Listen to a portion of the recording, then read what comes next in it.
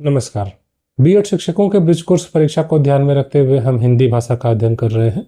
हिंदी में अध्याय 10 लेखन का आकलन है। इस अध्याय में आपको इन 6 महत्वपूर्ण बिंदुओं पर चर्चा करनी है जो एनआईओएस ने दिया है। इसमें लेखन का आकलन हमने पिछले वीडियोस में देखा है। लेखन के आकलन हेतु विभिन्न उपकरण और रणनीतियों को हमने जाना। इसके ठीक पहले हमने संदर्भ में व्याकरण समझ के साथ लेखन की अवधारणा और विचारों को समायोजित करके लिखना, इस पर चर्चा की है। आज हम अंतिम बिंदु को देखेंगे जो है लेखन के आकलन हेतु कार्यपत्रक, आकलन मदों व प्रश्न पत्र का निर्माण। यानी आप प्रभावी लेखन बच्चा कर पा रहा है कि नहीं, उसका आकलन करने के लिए कार्यपत्रक तैयार करते हैं, आकलन मदों को तैयार करते हैं, प्रश्न पत्र को तैयार करते हैं। तो किन बिंदुओं को ध्यान में आपको रखना है, किस प्रकार से आपको बनाना है, कार्यपत्रक तैयार करना है, ये सब आपको जानना है। तो सबसे पहले कार्यपत्रक को हम जानेंगे। ठीक है, तो कार्यपत्रक से आशय यह है कि एक शिक्षण अधिगम साधन ही इसको कहा जाएगा, जिसके माध्यम से अध्यापक बच्चे का प्रतिदिन एक प्रकार से आकलन कर रहे होते हैं। जो भी कुछ उन्होंने उस बच्चे को पढ़ाया, उसका आकलन करने के लिए आपने एक वर्कशीट बच्चे को दे दी। जैसे मान लीजिए आपने मात्राओं के शब्द दे दिए, ठीक है, आ की मात्रा या ई की मात्रा के बच्चों को शब्द सिखाए और उस पर आधारित कुछ चित्र बने हुए और बच्चा उन चित्रों को देख देख कर उस शब्दों को लिख रहा है। ठीक है, जैसे मान लीजिए इमली का चित्र बना हुआ, बच्चा उसको देखकर ई म ली लिख रहा है। तो बच्चा यहाँ पर जो भी सीखा है उसका मतलब एक प्रकार से वो ये देख रहा है कि उसको आया कि नहीं आया। ठीक है, इस प्रकार से शिक्षक भी इस चीज़ का पता लगाते हैं। ठीक, तो कार्यपत्रक क्या है आपने समझ लिया। एक ऐसा साधन है जिससे बच्चों को जो भी निर्धारित गतिविधियां या प्रश्न पढ़ा, मतलब पहले गतिविधियां आपने कराया है, कुछ बच्चों को पढ़ाया है, उस पर आधारित आपने कुछ प्रश्न दिया, गतिविधियां कराई, बच्चे स्वयं करके अपने सीखे हुए ज्ञान का अभ्यास करते हैं। ठीक है, जैसे मान लीजिए कक्षा 2 के बच्चे ने मात्राएं सीखी, तो आपने एक वर्कशीट यानी कार्यपत्रक बनाया और उसमें चित्र बना हुआ, कुछ इस तरह से सेब का चित्र बना हुआ, बच्चा उसको देखकर सेब लिख रहा है। गुलाब का चित्र बना हुआ है तो गुलाब लिख रहा है, हाथी का चित्र बना हुआ है तो हाथी लिख रहा है। तो आप अगर हाथी के चित्र को देखकर बच्चा हाथी लिख रहा है तो यहाँ पर इसका आकलन हो जा रहा है कि हाँ, बच्चा जो है बड़ी की मात्रा को सही से लिख रहा है। अब मान लीजिए वही बच्चा बड़ी की जगह पर छोटी लिख देता है या नहीं लिख पाता है, तो उस बच्चे का आप तुरंत मतलब उसके स्तर को समझ जाएंगे कि हाँ, अभी इसको यहाँ पर समस्या है। तो ये हमारी मदद भी करता है हर बच्चे को। जैसे मान लीजिए 15 बच्चे हैं, 15 बच्चों को आपने इस प्रकार से एक वर्कशीट बनाकर दे दिया, इसमें 10-10 चित्र बने हुए हैं और 10-10 चित्र बने हुए हैं और बच्चे को 10 चित्रों के नाम लिखने हैं। तो कुछ बच्चे बिल्कुल ही नहीं लिख पाएंगे, आप उनको जान जाएंगे। कुछ बच्चे कुछ सहायता पर लिख पा रहे हैं, कुछ बच्चे बिल्कुल ही सही लिख पा रहे हैं। तो आप इस प्रकार से आकलन पत्रक के सहारे हर बच्चे का स्तर का जांच कर पाते हैं। ठीक है, बच्चे चित्र को देखकर शब्द लिखते हैं। तो एक परीक्षा के केवल नहीं है, बल्कि इसका उद्देश्य अभ्यास करना है और बच्चे की प्रगति को जानना है, दोनों ही। यानी बच्चे ने जो भी कुछ पढ़ा उसका अभ्यास कर रहा है और बच्चा कितना सीखा वो भी आप जान रहे हैं। इन दोनों की चीज़ों को समझेंगे। तो कार्यपत्रक से शिक्षक को क्या पता चला, जैसा कि अभी हमने आपको बताया ना कि हर बच्चे के अलग अलग स्तर को, जो अधिगम स्तर है, जो बच्चा आ की मात्रा को सही जान जा रहा है। आपने देखा कुछ बच्चे ऐसे शब्दों को लिख ले रहे हैं जिसमें आ या छोटी की मात्रा है, कुछ बच्चे ऐसे हैं जो ऊ की मात्रा वाले शब्दों को लिखने में जिन्हें कठिनाई महसूस हो रही है, कुछ को नहीं हो रही है। तो अगर आपने हर बच्चे को अलग अलग कार्यपत्रक दे दिया है तो इसके आधार पर आप हर बच्चे के व्यक्तिगत स्तर पर आप देखें तो उसका आकलन कर लेते हैं। ठीक है, तो यही यहाँ पर इसका एक शिक्षक को फायदा होता है कि वो सभी बच्चों के स्तर को समझ जाते हैं। बच्चा कहाँ पर बेहतर है, उसे कहाँ समस्या हो रही है, ये सब शिक्षक जान जाते हैं, किसे किस प्रकार की सहायता की जरूरत है। तो ऐसा नहीं कार्यपत्रक केवल अभ्यास की सामग्री है, बल्कि आकलन का भी एक महत्वपूर्ण साधन है। यानी कार्यपत्रक बच्चे के लिए अभ्यास का साधन हो गया, बच्चा अपना अभ्यास कर रहा है, लेकिन शिक्षक के लिए वो आकलन का भी साधन हो गया। शिक्षक आकलन कर रहा है बच्चे के स्तर का कि बच्चा कहाँ तक पहुंचा है। ठीक है, अब आप सर प्रश्न पत्र क्या होता है। तो प्रश्न पत्र जैसे मान लीजिए 3 महीने पर हम परीक्षा लेते हैं सर, तो हम तिमाही परीक्षा देते हैं, 6माही परीक्षा देते हैं, तो वो एक प्रकार से अंतिम उपलब्धि को जांचना होता है। ठीक है, और वो प्रश्न पत्र के माध्यम से होता है, जैसे वार्षिक परीक्षा, अर्धवार्षिक परीक्षा होती है। और कार्यपत्रक क्या होता है, वो प्रतिदिन आप बच्चे को पढ़ा रहे हैं, 2 दिन 3 दिन पर आप पढ़ा रहे हो, जो भी कुछ उसका आप आकलन कर रहे हो, बच्चे ने जो भी कुछ सीखा उसका एक रिवीजन एक प्रकार से हो रहा है। ठीक है, तो वो आपको कार्यपत्रक के माध्यम से करते हैं। ठीक है, समझ गए सर। तो यही चीज़ है, कार्यपत्रक का प्रयोग दैनिक अभ्यास के लिए करेंगे, सीखने और छोटी छोटी उपलब्धियों को जांचने के लिए। जैसे आज बच्चों ने अगर वाक्य बनाना सीखा तो शिक्षक एक कार्यपत्रक देते हैं, आम शब्द का प्रयोग करके एक वाक्य लिखिए। ठीक है, बच्चा लिखता है मुझे आम खाना पसंद है, तो अब शिक्षक देख रहे हैं कि बच्चा सीखी हुई चीज़ का प्रयोग कर रहा है। ठीक है, आपने आम के बारे में बच्चों ने को वाक्य बनाना सिखाया तो बच्चा कुछ वाक्यों को लिख रहा है। अब प्रश्न पत्र क्या है, जैसा कि हमने कहा कि अंतिम उपलब्धि को जांचना होता है, परीक्षा के माध्यम से उपलब्धि का आकलन करना होता है। इसमें कोई पाठ इकाई या पूरे पाठ्यक्रम से प्रश्न वगैरह पूछ जाते हैं, आप जानते हैं इसको, प्रश्न पत्र को। ठीक है, तो आपने प्रश्न पत्र को और कार्यपत्रक दोनों को ही समझ लिया। कार्यपत्रक सीखने और अभ्यास के दौरान आकलन होता है और प्रश्न पत्र जो है निश्चित पाठ्यक्रम अवधि के बाद उपलब्धि का आकलन किया जाता है। समझ गए सर। अभी अगर कार्यपत्रक आएगा और अब प्रश्न पत्र आएगा तो आप दोनों में कंफ्यूज ना हो, या आपने बिल्कुल उसको क्लियर कर लिया। अब आकलन मद क्या होता है? आकलन मद मतलब जिसके माध्यम से आकलन करते हैं आप, जिस प्रश्न के माध्यम से, वो एक्चुअली आकलन मद होता है, या आकलन प्रश्न उसको कह सकते हैं। यहाँ पर आकलन मद शब्द लिखा गया है, तो इसका मतलब वह विशिष्ट प्रश्न ही है या कार्य जिसके माध्यम से बच्चे की किसी विशेष समझ, कौशल या दक्षता को जांचा जाता है। जैसे मान लीजिए कि आपको ये पता है, करना है बच्चे को कि बच्चा अभाज्य संख्या को समझ रहा है कि नहीं, विषम संख्या को समझ रहा है कि नहीं, तो आपके दिमाग में कुछ प्रश्न होंगे, आप 10 कुछ संख्याएं होंगी, आप 12-15 संख्याओं को रख दिए, उसके साथ 12 रख दिया, 13 रख दिया, 14 रख दिया, 15 रख दिया। अब उन्हीं प्रश्नों मतलब उन्हीं संख्याओं के आधार पर आप ये जान जाएंगे कि बच्चे को सम और विषम की अवधारणा आई कि नहीं आई, जान जाएंगे। क्योंकि बच्चा अगर 12 को सम कह रहा है, 14 को सम कह रहा है, 18 को सम कह रहा है, 13 को विषम कह रहा है, तो फिर आपने समझ लिया कि हाँ ठीक है, ये सही है। तो इस प्रश्न पत्र के सहारे, इस प्रश्न के सहारे, इस संख्या जो नंबर है उस नंबर के सहारे आप बच्चे की जो इस चीज़ का पता लगाना चाहते थे कि बच्चे को सम या विषम का आप ज्ञात है कि नहीं, आपने कर लिया, पता कर लिया। तो वही विशिष्ट प्रश्न जो होता है वो एक्चुअली आकलन मद होता है। ठीक है, जैसे शिक्षक अगर ये जांचना चाहते हैं कि बच्चा चित्र देखकर वाक्य को लिख सकता है या नहीं, या तो वह प्रश्न बना सकता है कुछ इस प्रकार से, चित्र देखकर एक वाक्य लिखिए। हमने कोई चित्र दिखा दिया, पेड़ का चित्र बना दिया, चिड़िया बैठी हुई है, तो कभी इसको देखकर एक वाक्य लिखो। तो आप उस चित्र के सहारे आप यह जान जाएंगे कि बच्चा वाक्य को लिख पाएगा कि नहीं सही तरीके से। बच्चे ने कहा कि पेड़ पर एक चिड़िया बैठी हुई है, लिख दिया बच्चे ने, तो उस चित्र के सहारे आपने इस चीज़ का अंदाजा लगा लिया, जिस प्रकार से आकलन बच्चे का कर लिया, तो वो चित्र आकलन मद हुआ। ठीक है, समझ गए सर? तो आकलन मद भी बिल्कुल वही चीज़ है। आपने इसको समझा कि एक ऐसा कोई प्रश्न जिसके द्वारा किसी विशेष सीखने को मापा जाता है। हम बच्चे को सम संख्या विषम संख्या बता रहे हैं, तो हम उन संख्याओं के सारे बताएंगे। चरण क्या होगा? पहले आप बच्चे के स्तर का निर्धारण करिए, यानी अब कक्षा 1 के आप जैसे आकलन मद तैयार कर रहे हैं, यानी प्रश्न तैयार कर रहे हैं बच्चे के लिए, तो आपको ध्यान देना होगा कि बच्चे का अधिगम स्तर क्या है। कक्षा 1 के बच्चे को कक्षा 5 के बच्चे का आकलन एक ही प्रकार के प्रश्न से नहीं हो सकता। तो इसके लिए आवश्यक है कि आप बच्चे के स्तर का निर्धारण करें। शिक्षक यह देखें कि बच्चा किस कक्षा या स्तर का है, उसके अनुसार ही बनाएंगे। आप जानते हैं हमारे यहाँ फाउंडेशनल स्टेज है, बुनियादी स्तर, जो बाल वाटिका से कक्षा 2 है, और प्री कक्षा 3 से 5 तक। अब आप जैसा कि हमने कहा ना कि अब ऐसा इसलिए आवश्यक है क्योंकि एक बाल वाटिका के बच्चे का और 5 के बच्चे का असेसमेंट अलग प्रकार से होगा लेखन की शैली में अगर देखें तो लेखन जैसा 5 वाला करेगा वैसा 1 वाला थोड़ी नहीं कर पाएगा। ठीक है, तो ये भी आपको ध्यान देना है कि बच्चे के जो है स्तर का निर्धारण आप कर लें। आकलन मद यानी आकलन हेतु प्रश्न बनाने के लिए आपसे अगर पूछा जाए तो किन बातों का ध्यान रखना जरूरी है, तो सर स्तर का निर्धारण कर लें आप। ठीक है, अब यहाँ पर देखिए एक हमने उदाहरण दिया है कि चित्र देखकर 3 शब्द लिखिए। तो अब कक्षा 2 और कक्षा 5 के बच्चे एक जैसे लेखन की अपेक्षा नहीं करेंगे। चित्र देखकर हो सकता है कि 5 का बच्चा कुछ बेहतर लिख दे, कक्षा 2 का बच्चा भी इनिशियल स्टेज के वर्ड्स को लिखे। तो अपने अनुभव के आधार पर मेरा विद्यालय विषय पर एक अनुच्छेद लिखिए। अब ये देखिए 2 का बच्चा इस प्रकार से इसको लिखेगा, 5 का बच्चा इसको लिखेगा। अगर हम इसी विषय को देखेंगे तो 5 के बच्चे के लिए ज़्यादा आसान हो जाएगा। चित्र देखकर 3 शब्द लिखिए, 5 के बच्चे के लिए बहुत आसान हो जाएगा। और अगर इसको हम 2 के बच्चे के लिए दे दें कि अपने अनुभव के आधार पर मेरा विद्यालय विषय पर एक अनुच्छेद लिखिए, तो 2 के बच्चे के लिए कठिन हो जाएगा। तो हर बच्चे के अपने अधिगम स्तर के हिसाब से ही हमें बच्चे के सामने प्रश्न वगैरह आकलन रखने हैं। ठीक है, दोनों लेखन के प्रश्न है, कठिनाई और अपेक्षित कौशल अलग अलग है। उसी प्रकार से पाठचर्या लक्ष्य का निर्धारण भी करना है, यानी कि स्तर तय करने के बाद ये तय करना है कि पाठचर्या लक्ष्य को प्राप्त करना है। जैसे मान लीजिए कि आप सभी जानते हैं अब पाठचर्या लक्ष्य व्यापक एक प्रकार से लक्ष्य होते हैं जो कि फाउंडेशनल स्टेज है या प्रिपरेटरी स्टेज है, किसी एक विशेष अवस्था के लिए, स्टेज के लिए व्यापक रूप से प्राप्त करने होते हैं। ठीक है, समग्र अनुभव होता है जो बच्चा विद्यालय में फेस कर रहा होता है। उसमें सिर्फ पाठ्यक्रम ही नहीं है, पाठ्यक्रम से इतर बच्चा विद्यालय में जो अनुभव प्राप्त करता है, सामाजिक गुणों को सीखता है, नैतिक गुणों को सीखता है, शारीरिक विकास बच्चे का होता है, ये सब पाठचर्या लक्ष्य के अंतर्गत आते हैं। ठीक है, तो पाठचर्या लक्ष्य जैसे मान लीजिए हम भाषा का देख रहे हैं, तो यहाँ राष्ट्रीय पाठचर्या 22 में पाठचर्या लक्ष्य यह है कि बच्चे भाषा को पढ़ने लिखने में धारा प्रभाव विकसित करें, प्रथम भाषा को। ठीक है, यानी हिंदी में बच्चा, ये फाउंडेशनल स्टेज का है, यानी कक्षा 2 तक बच्चा बेहतर तरीके से हिंदी पढ़ लिख सके। ठीक है, तो अब शिक्षक के सामने यह बिल्कुल तय हो गया कि हाँ मुझे कक्षा 2 तक जो है, कक्षा 1-2 तक बच्चे को पास कराते कराते हिंदी भाषा प्रभावी रूप से बच्चा लिखना और पढ़ना समझ लगे, धारा प्रभाव उसमें हो जाए। तो अब जो भी बच्चे के लिए अध्यापक प्रश्न बनाएगा, जिस प्रकार से भी वो आकलन करेगा, उसके ध्यान में यह रहेगा कि हाँ पाठचर्या लक्ष्य यह है, इसी पर मुझे काम करना है अंतिम रूप से। तो जब आप किसी उद्देश्य के साथ काम करते हैं तो निश्चित रूप से सफल भी होते हैं और आपका काम करना सार्थक भी होता है। बिना किसी उद्देश्य के काम करने पर आप सफल नहीं हो सकते।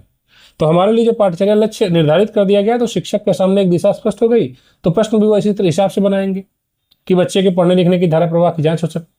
ठीक है, ठीक, दक्षता का निर्धारण भी करना है, यानी पाठचर्या लक्ष्य के बाद यह तय किया जाता है कि उस लक्ष्य से संबंधित कौन सी दक्षता जांची जानी है।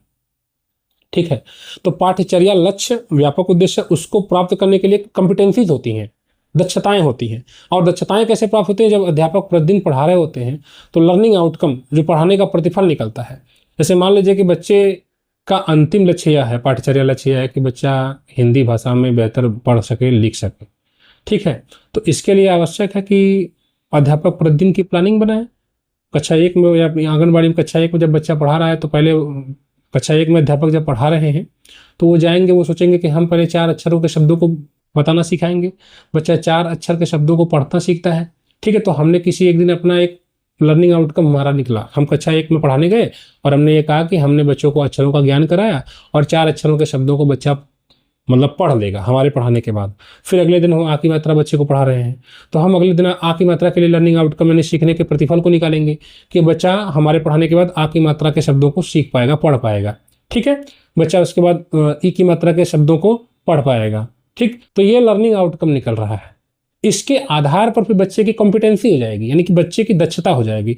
जब बार बार छोटे छोटे लर्निंग आउटकम मिलते हैं तो बच्चे की दक्षता हो जाती है। तो फिर हम ये कहेंगे कि देखिए बच्चा 4 अक्षरों के शब्दों को पढ़ लेता है, 3 अक्षरों के शब्दों को पढ़ लेता है, बच्चा आ के मात्रा के शब्दों को पढ़ लेता है, ई की मात्रा के शब्दों को पढ़ लेता है, बच्चा सरल वाक्य बना लेता है। तो ये सरल वाक्य बना लेता है, 3-4 शब्दों के सरल वाक्य। जब आपने प्रतिदिन काम करते हुए बच्चे को 2 अक्षर के शब्द बनाए, 3 अक्षर के शब्द बनाए, 4 अक्षर के शब्द बनाना सिखा दिया, आ की मात्रा सिखा दिया, ई की मात्रा सिखा दिया, तो डेली का जो लर्निंग आउटकम है ना, जो बच्चों के दिमाग में सारी मेमोरी कनेक्ट होती जाती है, मतलब एक जगह जुटती जाती है, कनेक्ट करता जाता है बच्चा। अब उन्हीं के सहारे बच्चे की दक्षता यह होगा कि बच्चा वाक्य बना लेता है, सरल वाक्य बना लेता है, 4-5 शब्दों का सरल वाक्य बना लेता है। जब 4-5 वाक्यों का सरल वाक्य बना लेता है तो कॉम्पिटेंसीज हो गई, एक दक्षता बच्चे के अंदर आ गई। आपने लर्निंग आउटकम जो पढ़ाया उसका प्रतिफल ये निकला, बच्चा मात्राओं को सीख लिया, शब्दों को सीख लिया, अब बच्चा सरल वाक्यों को बना लेगा। अब सरल वाक्यों को जब बना लेगा तो आगे फिर वो और बेहतर तरीके से जब जाएगा तो करिकुलर गोल जो उसका है, यानी कि बच्चा हिंदी भाषा में बिल्कुल प्रवीण है, धारा प्रवाह पढ़ और लिख सकता है। तो कैसे देख रहे हैं कि लर्निंग आउटकम प्रतिदिन का एक प्लानिंग होता है, जो अध्यापक पढ़ाते हैं तो उससे लर्निंग आउटकम निकलता है और उसके बाद फिर बच्चा कॉम्पिटेंसी डेवलप करता है, यानी दक्षताओं को प्राप्त करता है। और दक्षताओं को प्राप्त करने के बाद बच्चा फिर 5 सालों के बाद, जैसे 3 साल आंगनबाड़ी और 1-2 साल के बाद फिर पाठ्यचर्या लक्ष्य जो अंतिम रूप से प्राप्त करते हैं बच्चे, उसको हम देखते हैं, ठीक है। तो दक्षता का निर्धारण भी आपने समझ लिया।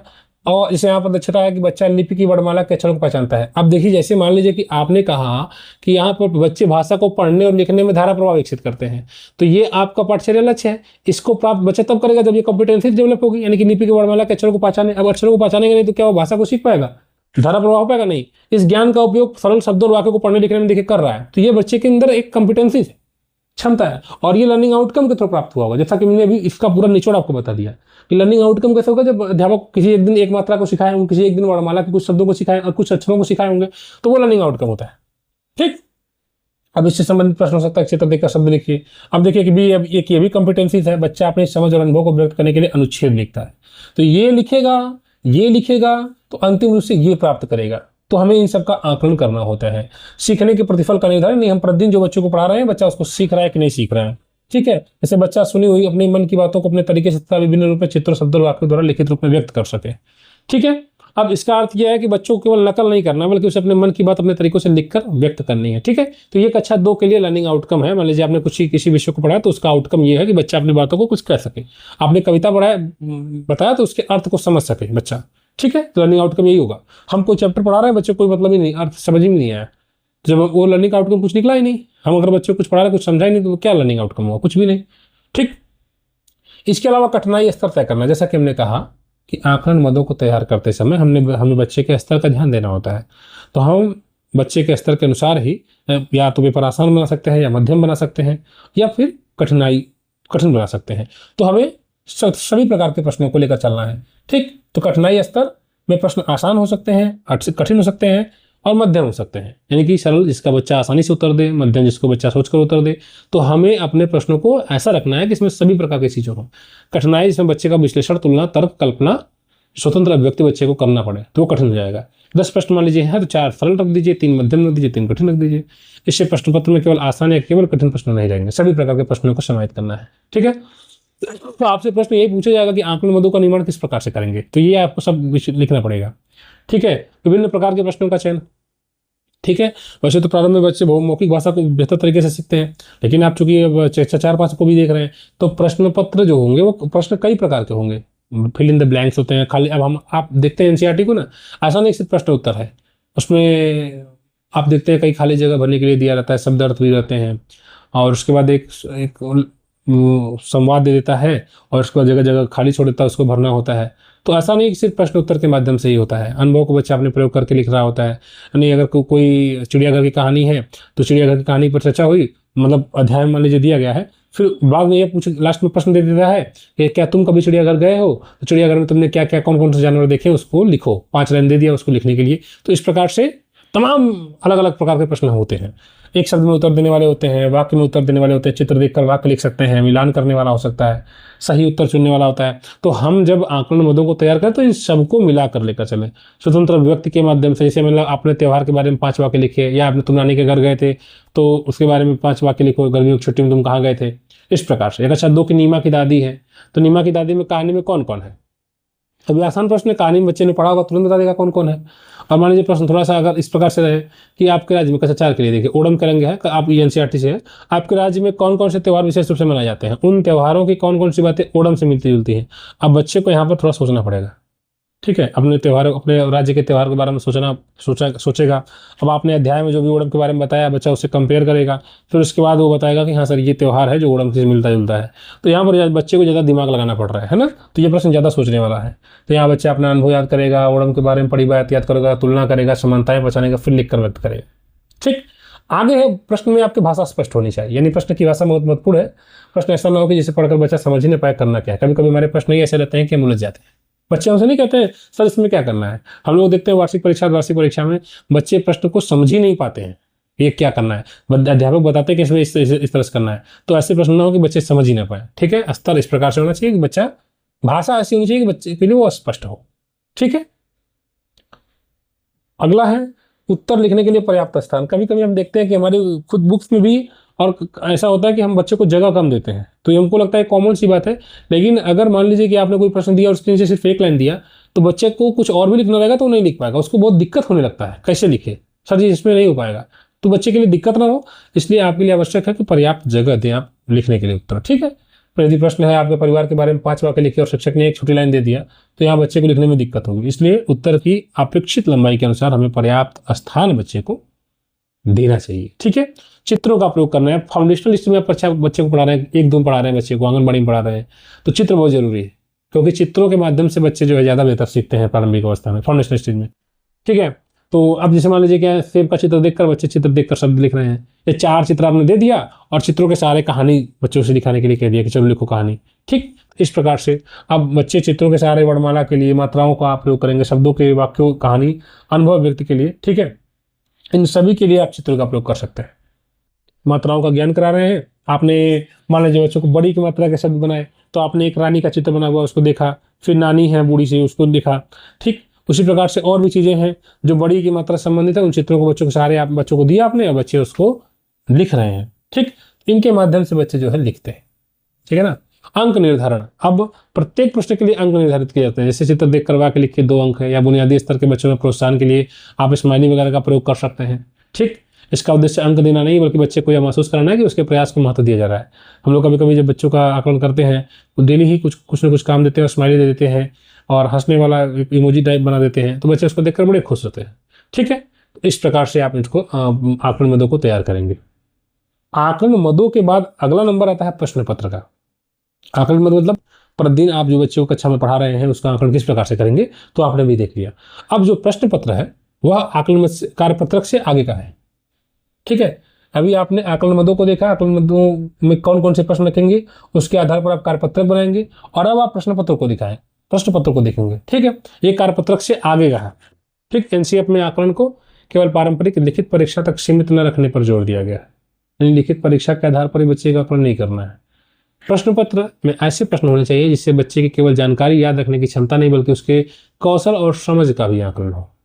ठीक है, तो ऐसा नहीं है कि हमारे प्रश्न में सिर्फ हम ऐसा पेपर बनाए जिसमें बच्चे को बस प्रश्न उत्तर लिखना हो और जो बच्चा थोड़ा लिखने में दक्ष नहीं हो वो पिछड़ जाए, ऐसा नहीं है। बच्चे अपने अनुभव का प्रयोग करें। ठीक है, बच्चा रचनात्मकता को व्यक्त करे। वैसे मान लीजिए कि आपने कहा कि अपने आसपास के किसी अपने पसंदीदा त्यौहार के बारे में लिखो, तो यहाँ पर हर बच्चा अलग अलग प्रकार से लिखेगा। तो हमें ऐसा ही प्रयास करना है कि बच्चे की मौलिकता हो, रचनात्मकता बच्चे के हो। ठीक है। अच्छे प्रश्न पत्र अगर आपसे पूछा जाए, प्रश्न पत्र में निम्न क्षमताओं को दर्शाएगा, ध्यान दीजिएगा। अच्छे प्रश्न पत्र बनाने हैं तो क्या क्या होंगे इसमें इंपॉर्टेंट चीजें, तो पढ़कर समझना, यानी बच्चा पाठ पढ़कर, प्रश्न पढ़कर उसका अर्थ को समझ सके। कल्पना करें, यानी कि प्रश्नों का उत्तर देते समय बच्चा कल्पना कर सके। हिंदी भाषा पढ़ा रहे हैं, इस प्रकार से चीजें होनी चाहिए। बच्चा किसी परिस्थिति की कल्पना करके अपनी बात को लिख सके। स्वतंत्र अभिव्यक्ति होनी चाहिए, बच्चा अपने शब्दों में उत्तर दे सके, तर्क कर सके, बच्चा क्यों और कैसे का कारण दे सके। ठीक है, सार लिख सके, बच्चा किसी लंबे पाठ की मुख्य बात को संक्षेप में लिख सके। साथ ही साथ तुलना करना है, दो चीजों में समांतर अंतर बता सके, विश्लेषण करना हो सके, बच्चा जानकारी को देखकर उसके आधार पर निष्कर्ष निकाले। ठीक है, तो ऐसा नहीं है कि जो किताब में लिखा गया बस उसी को अध्यापक बच्चा उतार ले, नहीं, किताब की भाषा को नकल करना जरूरी नहीं है। ठीक है, अब किताब में लिखा है कि वृक्ष हमारे पर्यावरण के संरक्षण में महत्वपूर्ण भूमिका निभाते हैं, बच्चा लिख दिया पेड़ हमारे आसपास की हवा को साफ रखने में मदद करते हैं, तो सही है, अब ये गलत नहीं है। ठीक है, तो बच्चे ने अपनी भाषा में सही अर्थ व्यक्त किया, तो शिक्षक को केवल इसलिए इसे गलत नहीं मानना है कि उसके पुस्तक की हुबहू भाषा नकल नहीं की, बच्चे ने अपने प्रकार से, अपने हिसाब से सोचा उसको लेकर। ठीक, तो उस आधार पर बच्चे ने उत्तर दिया। तो आकलन में बच्चे की समझ और अभिव्यक्ति को भी हम अध्यापक के रूप में देखना है, केवल हमें पाठ्यपुस्तक की भाषा को नकल नहीं करना है। ठीक है, इस प्रकार से आपने अध्याय 10 के इस सेक्शन को लगभग कवर कर लिया। अध्याय 10 अब पूरा हो चुका है, अगर कुछ छूटा होगा तो उसको हम एक वीडियो और बनाकर कवर कर देंगे। हिंदी अध्याय 1 से लेकर अध्याय 10 तक पूर्ण कर दी गई, एक चैप्टर और 11 रह गया है। ठीक है, हम अगले 1-2 दिन में उसको कवर कर देंगे, और उसके बाद नए विषय पर हम आपको अध्ययन सामग्री उपलब्ध कराएंगे। पीडीएफ वगैरह, बुक्स वगैरह इस चैनल के द्वारा प्रोवाइड कर दी गई है शिक्षकों को। जिन्हें चाहिए वे नंबर पर संपर्क करके बुक्स को बाय स्पीड पोस्ट अपने घर में मंगवा सकते हैं। ये बेहतरीन प्रयास किया जा रहा है आपके लिए कि आप आसानी से ब्रिज कोर्स को तैयार कर सकें। हमने बुक्स भी बनाई है, जिन शिक्षकों को बुक्स में कोई डाउट आता है वीडियोज़ को देखें। पूरा यूट्यूब पर पूरा हिंदी का मैटर पूरा हमने प्रोवाइड कर दिया आपको, फ्री ऑफ कॉस्ट है, आप उन्हें देखें। कोई भी आपको कोई डाउट होता है तो आप पूछ सकते हैं। तो इस चैनल को सब्सक्राइब करें, ज्वाइन करें इस चैनल को। धन्यवाद।